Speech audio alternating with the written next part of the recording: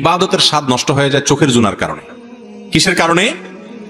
আমি আপনাদেরকে আল্লাহর উপরে ভরসা করে বলছি, যদি কেউ ইবাদতের স্বাদ পান না এই অভিযোগ করেন, আপনি টানা 10 দিন 20 দিন এই চোখ দিয়ে হারাম কোনো পর্ণার দিকে তাকাবেন না, কোনো মিউজিক কোনো গান শুনবেন না, মোবাইলেও না, মোবাইলের বাইরেও না, টেলিভিশনেও না, কোনো দিকেই না। রাস্তা চলবেন, নিজেকে নিয়ন্ত্রণ করবেন, নজর পড়ে গেছে সাথে সাথে নিজেকে শাসন করবেন, ভৎসনা করবেন, আল্লাহর কাছে মাপ চাইবেন, এরপরে আরো সাবধান হয়ে চলবেন। এইভাবে 10-15 দিন যদি চোখের জানা থেকে আপনাকে বাঁচাতে পারেন নিজেকে, ইনশাআল্লাহ আপনি ইবাদতের স্বাদ পাবেন।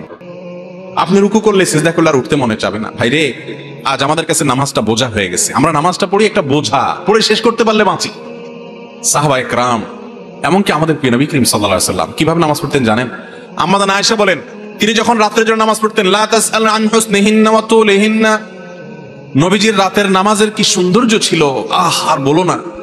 যখন তিনি দাঁড়িয়ে কিরাত পড়তে থাকতেন, এত লম্বা সময় পড়তেন, আমরা মনে করতাম হায়রে রুকুতে আর যাবেন না মনে হয়। রুকুতে যাওয়ার পর সুবহান রাব্বিল আযীম, আল্লাহর পবিত্রতা বর্ণনা করছেন, মালিকের সামনে নিবেদন করছেন তাসবিহ।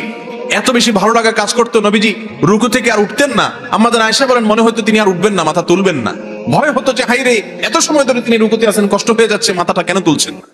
এরপর যখন মাথা তুলতেন, এত সময় ধরে দাঁড়িয়ে আল্লাহর প্রশংসা করতেন, হামদান কাসীরান তাইয়িবান মুবারাকান ফি রব্বানা ওয়া লাকাল হামদ। এত সময় নিয়ে বলতেন, মনে হয় যে আর সিজদা যাবেন না। আবার সিজদা গেলে একই অবস্থা।